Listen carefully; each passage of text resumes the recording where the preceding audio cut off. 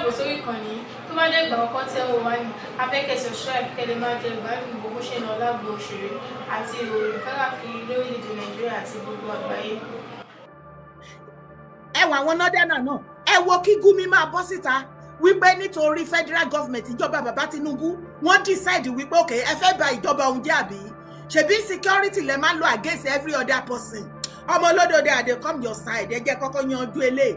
Bàbá Tinubu wá yí pé wípé òkè níbi tá a bá dé kò sí pé ẹ yo repentant kan fún ẹni terrorism mọ́ ó jẹ́ terrorist wọ́n ká ẹ mọ́bẹ̀ ikú pa ẹ straight ní no case kò sí pé wọ́n gbé case ẹ lọ sí court wọ́n fẹ́ yẹ̀ ẹ́ wò wọ́n fẹ́ ṣe gbọ́ fẹ́ ṣàwo ó tọ́kú lánìyẹn Gumi bọ́ síta ó ní Allah ò fàyè gbà kí ìjọba bàbá Tinubu kó pa terrorist inú Nàìjíríà ṣùgbọ́n the same Allah ó fàyè gbà terrorist láti ọ̀nà life àwọn innocent soul. Hello, ẹ kálẹ́. Hello, ẹ kálẹ́ o, àwọn ojú. Ṣẹ́rí tọ́pìkì àti dára lálẹ́ tọ́pìkì tó ń gba omi lójú èèyàn ni. Kí ni ọgbẹ́ tọ́pìkì tó ń gba omi lójú èèyàn? Ṣẹ́rí vice governor tó kọ́kọ́ lọ́bẹ̀ yẹn, àwọn ọmọ Ìbàdàn wọ́n ṣe big mistake gan.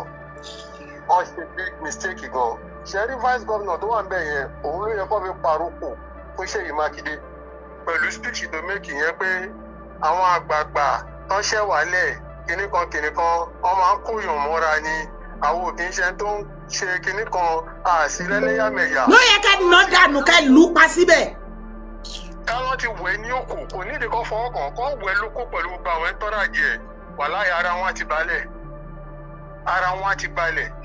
jáde Ṣèyí Mákindé wọ́n ti rí kíní fún láti bẹ̀rẹ̀ pé ìtìjú ló máa bá kúrò Ọlọ́run jẹ́ kó lè jókòó sí inú Ìbàdàn àbí kó lè rìn inú Ìbàdàn tó bá kó lọ́wọ́ agbára tó wáyé ọ̀gbẹ́ni ẹnu tó lọ wá dáadáa mí èrò pọ́ ọmọ Yorùbá pure Yorùbá ni ó dà pé mix ni ẹgbẹ́ nǹkan ti sọ fún yín ó dà pé mix ni and ó yẹ kó àwọn ọmọ Yorùbá àwọn ọmọ Ọ̀yọ́ fúnra wọn ó yẹ kó ṣò ẹ̀ ẹni tó ń bá dìtẹ̀ yẹn orí ẹ̀ ò ń ṣorí ẹni tó ń bá dìtẹ̀ kò kọ́ mọ ní orí ẹ̀ òun ṣorí ẹni tó ń bá dìtẹ̀. tó ọ̀gbẹ́ni yẹn ó nídìí check and balance pẹ̀lú Ṣèyí Mákindé and nǹkan táwọn pípù yẹn sọ tán nǹkan tó fẹ́ ṣe tó sọ yẹn ó yẹ kán tẹ̀lé ó yẹ kán make sure kán lé àwọn wèrè yẹn kó lọ́jọ́ yẹn. wọ́n ti sọ lẹ́yìn ìgbà tó sọ̀rọ̀ tán pé àwọn ò fẹ́ wọn mọ́ ó yẹ kán stand on ní ìtì pé àwọn ò fẹ́ àwọn pípù yìí mọ́. ẹ máa dé tó bọ̀ because ọ̀rọ̀ táyà sọ yìí ó ń pààyàn lẹ́kún. Ó dùn mí náà kí ni gbogbo wèrè gangan all the time gan wọ́n pa àwọn ọmọ Yorùbá for nothing sake lórí ọ̀rọ̀ tí ò lórí tí ò nídìí tí ò tí yẹ kó yọ argument for anything wọ́n dẹ̀ ti ṣe tàtàtà nìyẹn ẹ̀dẹ̀ ń wò wọ́n níbi tí wọ́n kóra wọn sí lókè ń bẹ̀ àwọn ọmọ yín dẹ̀ sọ fún yín wípé àwọn nìyẹn àmì dúró síbẹ̀ ó rí wọn tí wọ́n yìnbọn bẹ̀ ọlọ́pàá dúró síbẹ̀ tó jẹ́ Yorùbá tó rí wọn tó yìnbọn bẹ̀ tó dẹ̀ ń ṣe oríṣiríṣi ń bẹ̀ ẹ̀yin àgbàgbọ́ lórí burúkú wá bá àwọn youth wá fẹ́ gbèjà ara wọn ẹ wá lọ sọ kán má jà kán calm down ẹ jẹ́ kí peace rè oh God what is this kí ló ṣẹlẹ̀ gangan ìjọ wo la fẹ́ bọ́ nínú wọ rádaràdà ta kóra wá sí ìjọ wo ni gbogbo rédèrèdè orí burúkú ìgàn fẹ́ stop gangan any part of Yorùbá land tí ẹni àti Yíbò àti ọmọ Northern any one of them tí wọn ò bá ti fọwọ́ síbi tó wọ́n gbé ẹ bójú anybody jẹ́ ẹ bójú anybody jẹ́ wèrè kan ò lè kúrò nílẹ̀ bàbá wọn táwa Yorùbá ò lè lọbẹ̀ láti lọ ṣe 1% kan tí wọ́n ń ṣe kán wá máa ń ṣe orí burúkú pẹ̀lú wa nílẹ̀ Yorùbá kẹ́yìn àgbààgbà wèrè ò sí nǹkan ká máa dì wá lọ́wọ́ mú fún wọn ẹ kálẹ́ mà. Sẹ́rí nígbà tí kíní ẹ̀ ṣẹlẹ̀ mórí lórí kíní Facebook ẹ̀ bàbá kan wà bẹ̀ bàbá yẹn ní kó tó di pé báyà wọn gómìnà rádaràdà yẹn wà wọn kan tó dé bàbá yẹn sọ pé nígbà tí wọn kọ́kọ́ sọ pé òkè ẹ wo òkè yẹn wọ́n pọ̀ níbẹ̀ ìbọn gbogbo ẹ̀ kọ̀ọ̀kan bẹ́ẹ̀ yẹn something like that report wà bẹ̀ tí pé àwọn ò fẹ́ wọn mọ́ bí àwọn bàbá yẹn wá sọ pé ṣe bí ọmọ nílùú lẹ́yìn nígbà tó bá wà lókè bẹ́ẹ̀ ṣé ẹ̀yin ò mọbi tẹ́tí lè gbà yọ sí wọn ní mọbi tó wọbẹ̀ tó jáde ní ọ̀nà míì ni bàbá yẹn lẹ́tọ̀ pé báwo lẹ ṣe ń ṣe báyìí náà bàbá yẹn sọ yẹn ó dẹ̀ dùn mí pé mi kò screenshot kìíní yẹn are you getting what I'm saying? Because I don't know why táwọn yóò tó àjẹ́. àti YouTube gan wọ́n ti di rọrùn kalẹ̀ wọ́n ti di àfikún mu dúrọ́ọ̀gì kan ṣí èrè dànù. títí tó máa fi pa gbogbo yín dànù tán èkìtì ẹ káwọ́ rẹ̀ ẹ máa ya fídíò ẹ máa ṣe táwọn ẹnu ọ̀dọ́ mo gbà skate táwọn ti dèkó honestly wọ́n ti lọ gba inú kọ́nà kan inú ilé kan wọ́n ti gbàyọ sí wọn pé ẹ̀yin wèrè níbo ń bẹ̀ ọ̀tẹ̀ ò dá nílùú òkè níbẹ̀ yẹn àgàgà Ìbàdàn sọ́yọ́ yẹn ọ̀tẹ̀ yìí ò jẹ́ kọ́ mọ̀ nǹkan tó ń ṣe mọ́ ẹ wo bọ́ ṣe ń pa wọ́n dànù bí eṣinṣin àìsàn ó ń dùn àwọn èèyàn gan ó tiẹ̀ ń dùn èmi gan ó ń dùn àwọn èèyàn náà. What is the meaning of that now? Every now and then. ìdíkọ́ náà pípọ̀ yẹn ti ń ṣe kiri yẹn náà ìdíkọ́ náà ti ń ṣe náà ẹ̀jẹ̀ ń káwọ́ lọ so that wọ́n túbọ̀ máa ṣe sí wọ́n túbọ̀ máa ṣe sí pé ẹ̀wọ̀n kúkú kí ẹ̀ àwọn báwọn àgbààgbà wọn ò kí ẹ̀ bẹ̀tẹ̀ ẹ̀yìn tó ń ṣe kiri yẹn fún kan. Àwẹ̀rẹ̀ la fi ń wo wèrè náà ẹ̀yà kékeré gbogbo yẹn ṣé ló yẹn dùn sí ó tún lè dọ̀la pé báyà olólùfẹ́ yìí kan náà máa tún ṣe bẹ́ẹ̀ sí ẹ wo ẹ máa bẹ́tẹ̀ lọ yèyé. ẹ ṣé gan ni ìyá mi, God bless you. a ti wà lórí TikTok o ẹ̀yin èèyàn mi ẹ̀yà ẹ wá darapọ̀ mọ́ wa lórí TikTok a ti wà lórí TikTok, God bless you. ẹ kálẹ̀ ìbínú ìyẹn ni mo ti ẹ̀sìn kọ́kọ́ gbé wá ná patron mi gẹ́gẹ́gẹ́jí bẹ́ẹ̀ ni ẹjẹ́ àwọnú ètò tán yányán Adébíṣẹ́ má ṣe wọ́n ní àgbà ọ̀lẹ ni ẹ ṣe ní àná ìkọ́kọ́ ṣẹlẹ̀ nínú Yèyé Dára Ọmọlúàbí family inú mi dùn gẹ́gẹ́ bí founder and the president of Ọmọlúàbí Yèyé Dára Ọmọlúàbí family inú mi dùn ayọ̀ mi kún ọjọ́ ńlá lọ́jọ́ àná fún wa mo dúpẹ́ lọ́wọ́ Ọlọ́run mo dẹ̀ dúpẹ́ lọ́wọ́ Ọlọ́run alààyè ọ̀gá ògo bẹ́ẹ̀ ni ẹ jẹ́ kí n gbé kọ́ọ̀lù iná ẹ kálẹ́ mà hello mà hello ẹ kálẹ́ o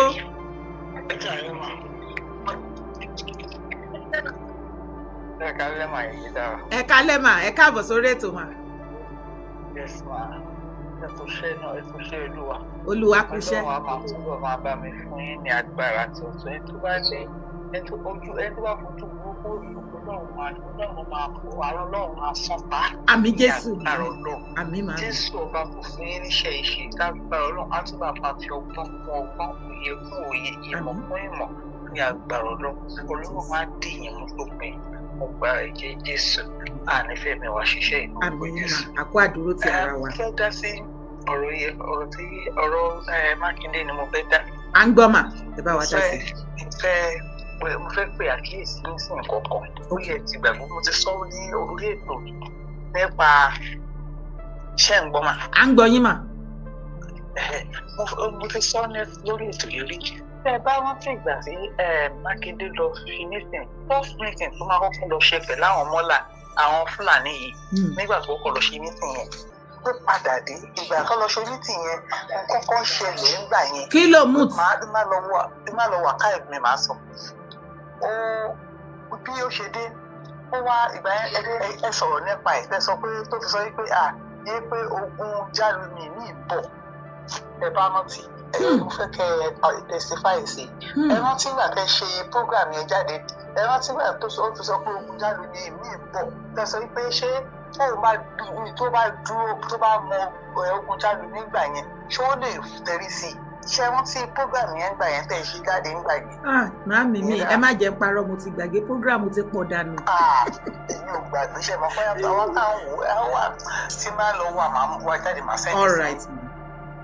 Ṣé rí ibẹ̀ yẹn ni ó ti bẹ̀rẹ̀ ọ̀rọ̀ political ambitious tàbí president yìí mà ìgbà yẹn ló ti bẹ̀rẹ̀ ló dẹ̀ tí wọ́n ti ń plan ẹ̀ òní Gumi Ìwó àti Gumi Mufti àti Gumi Mákindé láti jọ ìgbà tí wọ́n wá fún meeting ìgbà tí Gumi wá fún meeting lẹ́yìn ìgbà tó wá fún meeting Ìbàdàn ó wá kọ́ lọ fún meeting ní north ó dé bí bó ṣe dé ní Gumi ọ̀gá wọn ló wá síbàdàn tó ṣe meeting pẹ̀lú Oríyọmí gbogbo wọn tó fi ṣe ẹ̀yìn ìgbà yẹn kò pẹ́ lẹ́yìn yẹn incident kan ṣẹlẹ̀ tẹ́ bá rántí lẹ́yìn incident yẹn ní ọ̀rọ̀ ló pronounce kò ju bí about a month after ló pronounce kó fẹ́ ṣe president 3 days after or 2 days after 48 hours lọ́lọ́ àṣà abduction yẹn they have already planned their abduction of these people.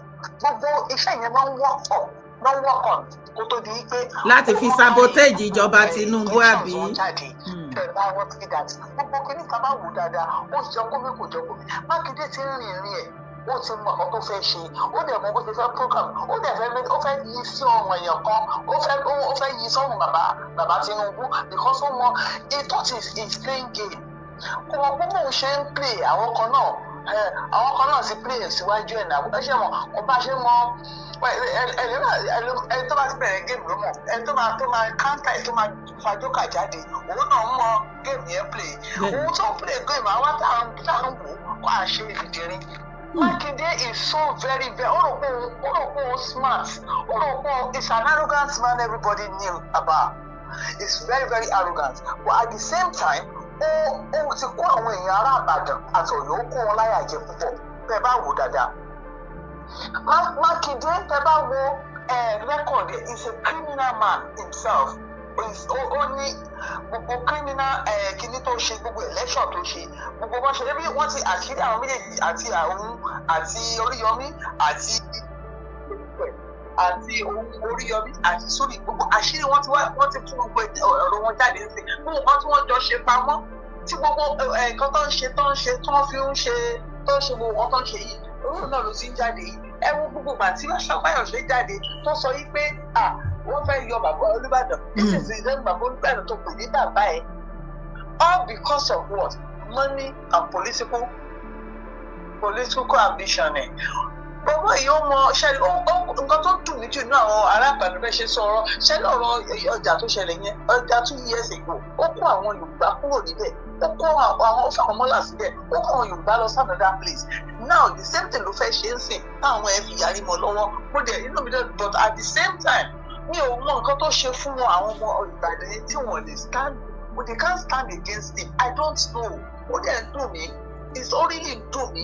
Mo tó bá gbọ́ wọn lè dìde tó bá lè kojú gbọ̀ngbọ̀n Mákindé yìí. Àmọ̀ ẹ̀ pé àwọn èèyàn kí ó ṣe kò lè di president ẹ bá mi sọ tó bá lè gbogbo ìbò 12 àwọn family ẹ̀ ló dì fún because he's a bad man. He has a bad record already. Ó ti gbogbo bó ṣe ń wọlé àwọn èèyàn. The only governor I know I knew that tí ò fẹ́ káwọn èèyàn prosper ní south ní Mákindé tó bá ti rí ilé tó ṣe ó máa wó ó kàn wọlé dànù ní àti èyí tó yẹ pé wọ́n àti tó wà ní títì àti tí èyí pé wà ní títì gbogbo ẹ̀ ló ń dànù. Àwọn èèyàn rò pé ó fẹ́ sọ ìlú wọn ní. Mr. Corridor and Circular Road. Nǹkan tó fẹ́ ṣe nìyẹn. Oní corridor. Ẹ máa sọ̀rọ̀ yìí mo lóun ṣe corridor àti Circular Road tó fi ń wọlé àwọn.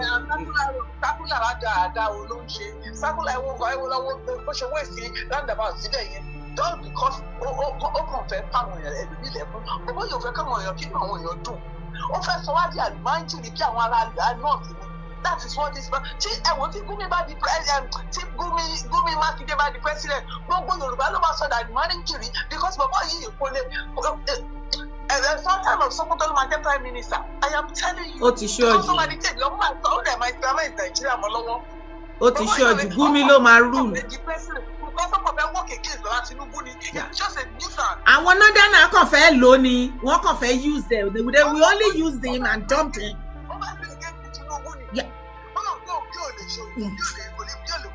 Bẹ́ẹ̀ni. Mákindé ò fúnra lára ò ní fara rẹ̀ lọ. And that's why they took him out. They wanted to use him. But even though it's your way, we take it. I'm make Odaran. Odaran ló ń kọ́ fún ara tí bàbá ìbá kúrò bẹ̀ ló gbà wá Yorùbá. I'm telling you that it's diaspora. After me, mo bá ti fẹ́ ṣe ó jẹ́ òun ìwọ lọ́yà ká fẹ́ gbà ká máa gbà. Against the Mákindé, we must make sure that justice takes place on him. God bless you, man. Atrocity ó ti pọ̀ jù. Ẹ kó kí ló ti ń ṣe orúkọ máìnì tó ṣe ṣé wọ́n sọ pé òun mọ̀ nípa máìnì yẹn. Ṣe bó ń gba rìtọ́ọ̀nù tiẹ̀ mẹ́. Of course, that is what you say káwọn ọmọ ẹ jáde náà. Àwọn lọ́balọ́ba ní baálẹ̀ gbogbo wọn ń bẹ̀ ṣe bá ṣírí ti tú gbogbo wọn ni wọ́n ń gba rìtọ́ọ̀nù ọ̀pọ̀lọpọ̀ wọn. kí la ṣe bẹ́ẹ̀ tó kí la ṣe. Àkókò wa kí la ẹ̀ṣẹ̀ wo la ṣe. Àwa ló kọ́ àìsàn àwa lábúrọ̀d àwa yìí wọ́n ìwé. Wọ́n àwa táwa lábúrọ̀d gan wọn jẹ́ ká fẹ̀dọ̀ lórí ọ̀rọ̀ wọn jẹ́ kọ́kọ́ wá balẹ̀. Àwa nílò ìbò 20-30 years ló dẹ̀ sí bọ́ sùn kó o lè dára wọn. Má jẹ́ ká tọ́ra wa. A lè ní owó tí ìjọba lè ní ẹgbàgbé. Ẹ ṣe mà. We are in second center slavery. Inú ẹ̀rọ inú ìyàwó pẹ̀lú èèyàn lò. Ìgbẹ́ tí àwa ní àtúbọ̀ tí a ní máa ń ìwọ̀n yẹn tó máa fi ṣe kó báwọn Dubai ṣe ṣe. Ṣé bá gbọ́ Dubai? Èmi máa ń pọ̀ èmi sí lọ sí Dubai tí wọ́n 40 years. Dubai àwọn tó ní Dubai àwọn citizen Dubai ò pọ̀ wọ́n dẹ̀ kì í ṣiṣẹ́. Wọ́n kì í ṣiṣẹ́. Owó yẹn ni wọ́n pín fún wọn tápá àwọn foreigners tó wá ń ṣiṣẹ́ níbẹ̀. Wọ́n dẹ̀ mú wọn ẹjọ́ mo dẹ̀ ẹ̀kọ́ ìgbẹ́ ẹgbẹ́ bẹ̀rẹ̀ sí lórí èyí náà pẹ̀lú àwọn tó bẹ̀rẹ̀ sí síbẹ̀ àrí individual ẹ̀wọ̀n tí wọ́n kó tán láì nìyẹn ẹjọ́ gbóná kò sí. Somebody I was reading some go through documentary gan wọ́n ní Sokoto will soon become will look more better than Dubai very soon. Ṣé gbogbo àwọn bá ní ìtìtọ̀ ń gbà? Very soon ṣé the same Sokoto tí wọ́n ti lé gbogbo àwọn villagers tó ti lé wọn dànù bẹ́ẹ̀. For them to have that money in that area. Okay, ẹjọ́ mà tí wọ́n bá sọ títí di gold ní sí ní north àwọn wo ló fẹ́ máa wò dá ìbò bẹ́ẹ̀ ẹ dá mi lò. Àwọn ara wọn náà ni torí wọn ò ní jẹ́ kí mẹ̀kúnnù kankan débẹ̀ àwọn ara wọn náà ni. Ṣé àwọn ọmọ àdìmọ́jì ní mọ́tò ní ṣọ́bàrà mọ́tò ní ṣé àwọn tó ẹgbẹ́ wọn lọ tọ́ lọ́nkàdé ní lẹ́nu jí tí wọ́n ṣe ẹ lọ́wọ́ bí tí sọ́ńdà bá fẹ́ jáde ẹ lọ́wọ́ àwọn èèyàn tó máa tẹ̀lé. Enslave people in the north. Ebi ti gbé náà ti rí. Wọ́n enslave wọn, wọ́n ti brainwash wọn, àwọn youth wọn sí iná ṣe ń jí. Ó ti pọ̀ jù. Díẹ̀ ló kù kán máa fẹnu họ àwọn èèyàn lára báyìí kán máa fẹnu họ ara. Ẹ lọ wo short video tí mo gbé sọ̀kalẹ̀ ní ìrọ̀lẹ́ yìí mà. Ẹ lọ wo àṣírí tí àwọn Arewa youth yẹn tí wọ́n ń tú bí wọ́n ṣe pé àwa Yorùbá ní ọ̀tá wọn. Nígbà tí àwọn ọgbà tó bá sọ wá jùlọ yẹn tán ẹjọ́ kí ni ibo la fẹ́ bọ́ sí wọ́n sọ fún wa pé ìwé kíkà poison ni ọ̀tọ̀ ọmọ tí wà lábúrọ̀d ó wà ní oríṣi yunifásitì wọ́n dẹ̀ sọ fún àwọn èèyàn wípé ẹ wo mufti tó sọ wípé ìwé òta mọ́ ẹ̀kúnránì nínú kan lọ. Ẹ wo nǹkan tó sọ fún wọn ní ìbò tí àwọn ọmọ yẹn wọ́n ti withdraw kúrò school. Wọ́n ti lọ ṣe ìjáde. Ó ń pẹ́ kán tó withdraw kúrò ní school. Tó bá wà ní Ìwó ní àsìkò yìí tó jọmọ Ìwó tó wà lórí social media tí à ń là ẹ́ lójú tó yìí sọ wípé Western education is haram, then go ahead. Lọ ṣe jihad. Go and practice jihadism, my dear. Go and do it. Tòró ṣojú ní ipò máa ṣàkóbàtà fẹ́ gbẹ́ ẹ. O ní tẹ́gbẹ́ ni ó ti rẹ̀yìn láàrin ẹgbẹ́ àwọn òbí tó bí ẹ̀gán ti wáyé asán. Yes, ordinary telephone ìsìn tó o bá wà educated, how can you open it? Àwọn náà ló máa plan bandage. These are the same people, set of people that will plan all these things because wọ́n ti ẹgbẹ́ tó ti jù. Ẹ ṣé gan ni kọ́là wa torí àsìkò wa, ẹ ṣé gan ni mà, thank you ma. Ẹ ṣé gan ni mà. Fi kí wọ́n máa complain ṣá. Àfi kán máa complain ìwọ̀n bẹ́ẹ̀ tí President Bola Ahmed Tinubu tó ti ṣe iná báyìí. Ẹ ti rí gbogbo kí wá ní àti kí tí ni kí ló ṣe àwọn náà ni wọ́n ṣe náà àwọn náà ni wọ́n mọ̀ àwọn náà ni wọ́n ṣe. Àní ẹ̀dá ìwà yín ò dá síra yín abájọ tí every other tribe ṣe máa ń rí wa bí kókú lọ kárùn lọ torí kò sí nǹkan àwọn nǹkan tó jẹ́ wípé tó bá ṣẹlẹ̀ láàrin wa tí àwọn ẹ̀yà míì tán nàgà wípé àníṣe unity àwọn pípù yìí lágbára wọ́n tún ti àṣìfẹ́lẹ́ wọ́n tún ti ṣe lé pé kíní kan tí wọ́n wò wípé ọlọ́run ò àwọn ìṣìkí tribe wa náà ẹ̀yà tiwa kó rí bíi titi wọn ẹ̀yin tẹ́jọ́ oní nǹkan gangan tó jọmọ Yorùbá kíní yẹn ò wá níjọ yín lójú ẹ̀yin lẹ máa bẹnu àtẹ́lù àwọn other tribe nínú Nàìjíríà àwọn á máa wò pé yìí nǹkan hẹrẹmì àwa á máa yẹ̀yẹ́ ìgbà tó jẹ́ pé àwa ta stick níyẹn ṣẹlẹ̀ sí ta bá ti yẹ̀yẹ́ báwo la ṣe expect ẹ̀yà míì kó wá máa gbéga báwo ló ṣe wá expect nǹkan tó yẹ kí ìwà àtẹ̀mí ká gbé gẹ̀gẹ̀gẹ̀ báyìí kí ẹ̀yà míì wọ́n ló ní nǹkan lákọ́kọ́ gbé nǹkan tó bá pe igbá ẹ̀ ó náà máa bẹ́ẹ̀ pé tó o bá mú àwo tuntun dání tó o bá sọ wípé ìkólẹ̀ ni pákà ni wọ́n á bẹ́ẹ̀ fi kólẹ̀ tó o bá dẹ̀ mú pákà dání tó o fọ́ dànù tó níṣòrí o pákà ni lóòótọ́ ṣùgbọ́n mo máa fi ń jẹun ni wọ́n á máa bá ẹ gbé bí àwo báyìí ni ẹ jẹ́ a máa mọ iye ara wa kí ló dé ganan kí lẹ fẹ́ kí Tinubu ṣe gan-an tí ó ti wá pẹ́jù tí ò tí ì ṣe tẹni kó mórí wá kó farùn lẹ̀ ṣé ọ̀pọ̀lọpọ̀ ọmọ Yorùbá ti gbàgbé wípé tìmùtìmù tó kégbìn dànù ó ní ọ̀rọ̀ wọn Nàìjíríà jẹ́ irú abracadabra wo ni ìwà àtẹ̀mí ń wá láti ọ̀dọ̀ Tinubu láti ṣe Nàìjíríà yàtọ̀ fún ìyẹn mo ní nínú gbogbo pírẹsidẹ́ǹtì lẹ́nu ìgbà tí mo ti gbójú dé ibi tá a dé yìí mi ò tí ì rí pírẹsidẹ́ǹtì kan tó jẹ nínú Nàìjíríà even the northerner tó jẹ́ ọmọ northerner fúnra lára wọn kò lè wojú àwọn northerner kaba fúnra wọn the caliphate themselves kò lè wo wọn bí northerner yẹn tó jẹ pírẹsidẹ́ǹtì tá a lè ṣíjú wò wọn. Baba Tinubu is the first president ever tí máa kọ́kọ́ rí tó dúró tí wọ́n pèsè àti kí tún wá ní ó yà náà wọ́n ta láyà bẹ́ẹ̀ àwọn northerner ń ta láyà bẹ́ẹ̀ wọ́n gan ta wọ́n padà ní pèsè we die and resurrect here.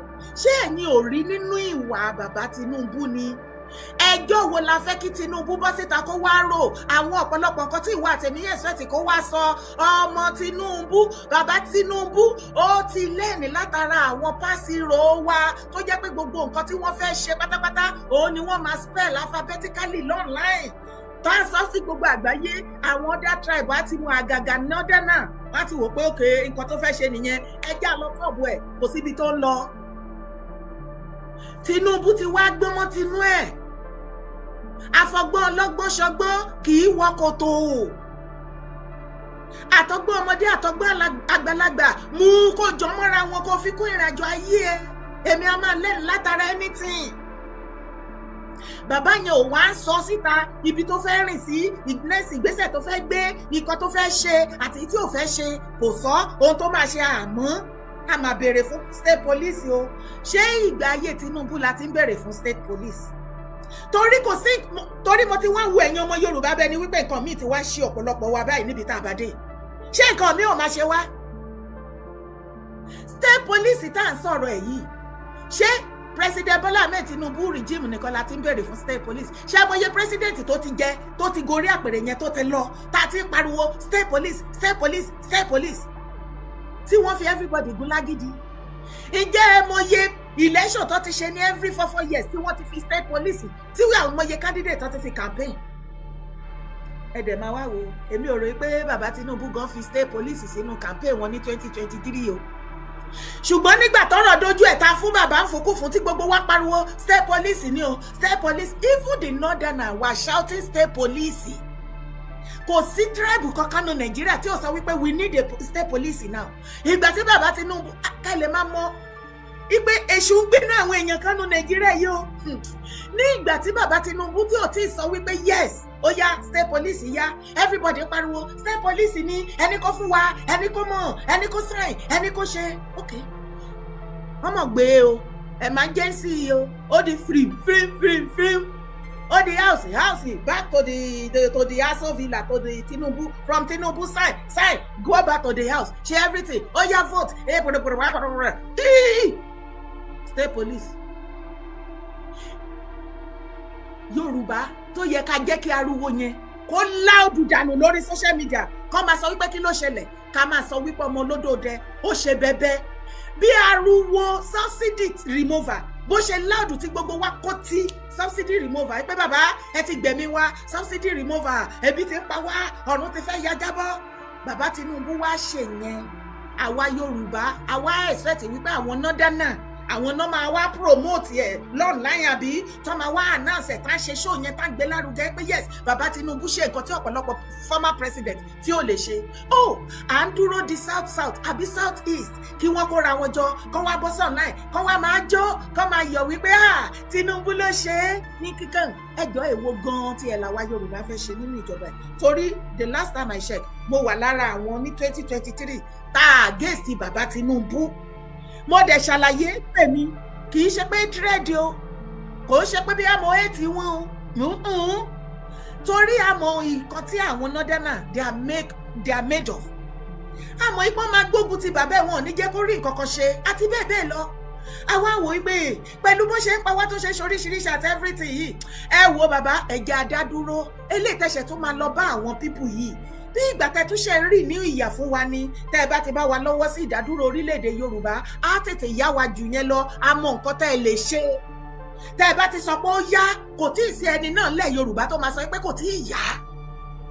Ìbínú ìyẹn ìkanra ìyẹn la fi ń gé bàbá jẹ, tá a fi ń sọ̀rọ̀ tí ṣe Sunday Adéyẹmọ Ìgbòho tó fi ń sọ pé bàbá wo ẹ lè lọ́bi kankan ẹ má padà bọ̀, ẹ̀yin tó yẹ kẹ́ wá pé gbogbo àwọn èèyàn sọ́kọ̀ orílẹ̀-èdè Yorùbá ẹ wá sọ pé ẹ ń lọ sí Aso Villa ẹ fẹ́ lọ, a máa gbèrú yín látẹ̀yìn ni.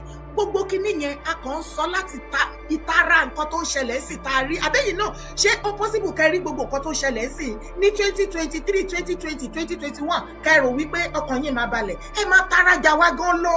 Ìtara nǹkan tó ń ṣẹlẹ̀ sí táwa ti rí nígbà yẹn ó ló mú wa sọ gbogbo nǹkan tá à ń sọ, not that we actually meant it. Ẹbí bàbá Tinubu ló wà ńbẹ̀ yìí, ṣé anybody sọ kankan ni? Okay, wọ́n ti wá wọbẹ̀ nìyẹn, ṣé ká wá dúró ká wá fọwọ́ lẹ́rán kó bàjẹ́ fún wọn bẹ́ẹ̀ ni?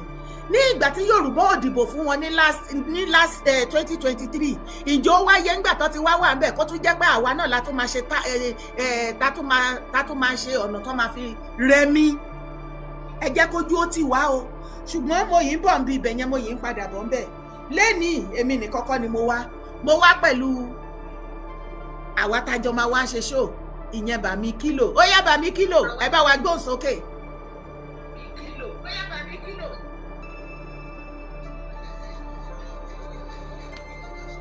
Ó kí gbogbo wa ní orí ìkànnì yìí ní orúkọ Ọlọ́run ọba ọ̀gá ògo. Orúkọ tèmi ni Kílò. Mo jẹ́ ọ̀kan lára àwọn ọ̀kan lára àwọn Igboho Loyal Fans Club in Diaspora. Kì í ṣe pé mo wá jẹ́ ọ̀kan lára wọn lásán, ṣùgbọ́n mo tún wá jẹ́ aṣojú wọn lórí ìkànnì yìí. Bẹ́ẹ̀ni, Igboho Loyal Fans Media. Wọ́n jẹ́ ìkan lára Igboho Loyal Fans Media. Mo fi orúkọ Ọlọ́run ọba ọ̀gá ògo pẹ̀lú àwọn èèyàn wa lórí Igboho Loyal Fans Club fún láti kí bàbá wa Sunday Adéyẹmọ Ìgbòho wípé wọ́n kú iṣẹ́ takuntakun, pàápàá jùlọ ohun tí ọ̀pọ̀lọpọ̀ ò mọ̀ lórí bí wọ́n ṣe tú àwọn ọmọ iléèwé oríire àti àwọn olùkọ́ wọn bí wọ́n ṣe tú wọn sílẹ̀ tí ọ̀pọ̀lọpọ̀ ò mọ̀. Mo ní láti sọ fún yín lónìí wípé ẹni tó ṣe atọ́nà iṣẹ́ yìí tí iṣẹ́ ìfidídí ṣe òun náà ni Sunday Ìgbòho lónìí. Wọ́n lè má dárúkọ Sunday Ìgbòho, wọ́n lè má ṣègbà, wọ́n lè má ṣàwò. A dúpẹ́ lọ́wọ́ Ọlọ́run, a sì dúpẹ́ lọ́wọ́ gbogbo àwọn alátìlẹyìn pátápátá, a tún dúpẹ́ lọ́wọ́ àwọn ìgbìmọ̀ àwọn ìrù ẹkùn. A ní pé ká dúpẹ́ lọ́wọ́ yín ni ní orúkọ Ọlọ́run, ní orúkọ ẹgbẹ́ gbogbo Igboho Loyal Fans Club in Diaspora. Gege, mo kí yín lẹ́ẹ̀kan sí wípé ẹ kú iṣẹ́ takuntakun. God bless you, baba. Ayé ò ní gbóhùn lẹ́nu yín o. Àmín, àtẹ̀yìn náà a kú iṣẹ́ lọ́tún lósè, a kú àṣeyọrí iṣẹ́. Ẹ ṣeun Bàmí. Bẹ́ẹ̀ náà ni o, kì í ṣe Igboho Loyal Fans Media nìkan ló wà ń bí lẹ́ni pẹ̀lú mi. Yèyé Dára Ọmọlúàbí Family Committee wọ́n wà ń bí, wọ́n láwọn ní ọ̀rọ̀, wọ́n ní mẹ́sẹ̀jì tó fẹ́ pàṣì sí gbogbo ọmọ kóòtù ajíire pátápátá. Mo kí yín o lórí TikTok tó ó dọwọ́ yín o ẹ̀yin Ọmọlúàbí Family Committee. Ẹ ṣé gan-an Yèyé Dára fún ààyè tí ẹ fi gbà wá fún ìpolongo tẹ̀sí pariwo tẹ̀ ìpolongo bàbá Ìgbòho káàkiri ayé. Ọlọ́run ọba á bá wa polongo ẹ̀yin náà. Àmín Jésù. Yẹ̀mí ṣe wà ní orí platform lẹ́nu ra Gbénga náà wà níbí báyìí táwọn náà sọ tí wọ́n bẹ̀rẹ̀ sí ní sọ̀rọ̀ lórí ohun tó ṣẹlẹ̀ ní Ìbàdàn àti tí àwa ń rí lẹ́yìn ìgbà tí ìṣẹ̀lẹ̀ yìí ti ṣẹlẹ̀ tán. Gbogbo bí àwọn ọmọ tí wọ́n gbà ní oríire local government bí wọ́n ṣe rescue wọn jáde, gbogbo ẹ̀ náà kò sẹ̀yìn gbogbo tó ṣẹlẹ̀ kò sẹ̀yìn bàbá Ìgbòho. Bí a bá fẹ́ bá a bá kọ̀ kí ẹ̀dá ó lè tètè débi tó ń lọ, ó dáa ká tètè gbà fúnra wa. Ó dáa ká tètè gbà fúnra wa. Ó dáa ká tètè gbà fúnra wa. Gbogbo à ń dìtẹ̀ níwájú, à ń dìtẹ̀ lẹ́yìn. Gbogbo bá ṣẹ̀dé lọ́tẹ̀ ètò bàbá yìí ò tún sọ̀rọ̀ ẹ̀ lè mọ̀ bó kan lẹ̀ nífẹ̀ẹ́ ìran rẹ̀ lọ́kàn ni. Bẹ́ẹ̀ ni kó má pariwo mọ́, kò rẹ́dí àti pariwo mọ́. Bọ̀ kí ọ̀rọ̀ olè lẹ́lẹ́rìí ni ọ̀rọ̀ aláriwo iná tẹ̀lé. Ta ló tí ò bá jẹ́ pé yìí tẹ bá àwọn tó bá jẹ́ yìí dára pátápátá ta ló mọ̀ pé bàbá Ìgbòho náà ló sì wà behind bọ́lọ̀ sí ní kíkí ni àwọn ọmọ wọn yóò jáde. àmọ́ kí ìrọ̀rùn kí àlàáfíà ò lè bá lù wọ́n ní ẹ má dárúkọ àwọn náà gbà bẹ́ẹ̀ àdákẹ́ lórí èyí tó wá tún ṣẹlẹ̀ ní Ìbàdàn àwa Yorùbá ẹja sùn ẹja dìde níbi tá a sùn sí ẹja dìde ní wọ́n ní ikú tó pa ojúgbà ẹni òwe ló ń pa fún ni o òwe ló ń pa fún ni sáwọn 4-5 ni wọ́n sì ń pa báyìí wọ́n jẹ́ òye wa báyìí pé kò síbi tí ẹ ti rí àwọn ọmọ Fúlàní tí wọ́n bá kójọ ní 5-6 tí wọ́n ń gbé níbẹ̀ wọ́n dé wà fully armed èmi àti wọ à ń sùn lábẹ́ ilé wa tá a bá ti lọ jà tá a bá dé lálẹ́ a kàn ń sùn lásán ni ọ̀nà wo lógun ò ní wọlé tọ̀yàn ọ̀nà wo lógun ò ní wọlé tọ̀ wá àdúrà nìkan kọ́ ló lè ṣe táwọn ọmọ Fúlàní náà mọ̀ ń pa àdúrà wọn ò mọ̀ ń pa ẹ̀ tọ́wọ́n fi wà fully armed nínú ilé àwa Yorùbá yìí à ń ti ń sùn jù àwa náà ọ̀rọ̀ tún wá délẹ̀ tán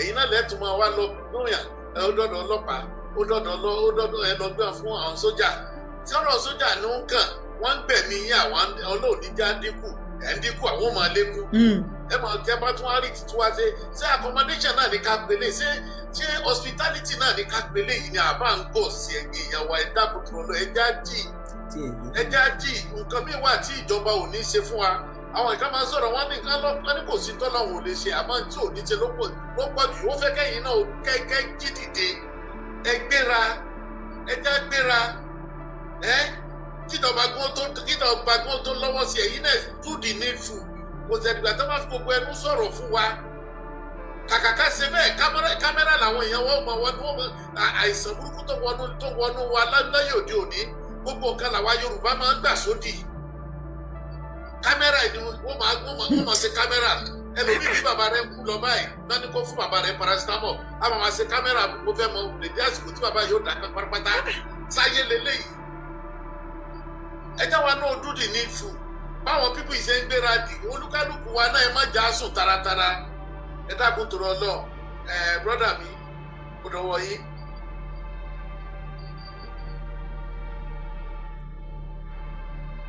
Rágbéga. Tọ́ tí wọ́n bá sí àtọ̀ tí ìwà available ohun tí àwọn ọmọlúàbí family tí wọ́n ń sọ òun ni wípé situation tí mo sọ nígbà tí mo wọlé lẹ́ẹ̀kan ẹ ti dé à ń gbọ́ yín sà. bẹ́ẹ̀ ni mà mo ti dé mà.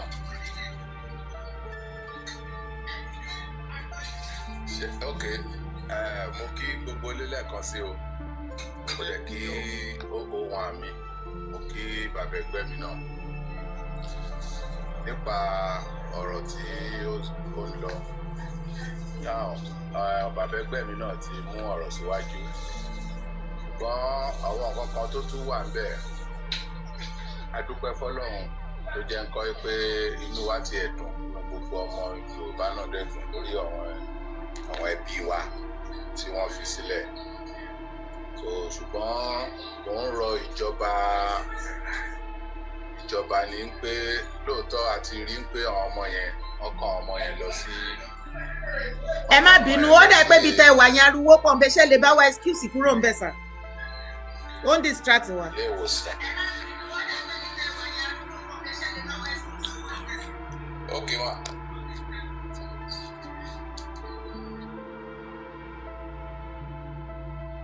ẹ má bínú òun ẹ̀yin èèyàn mi.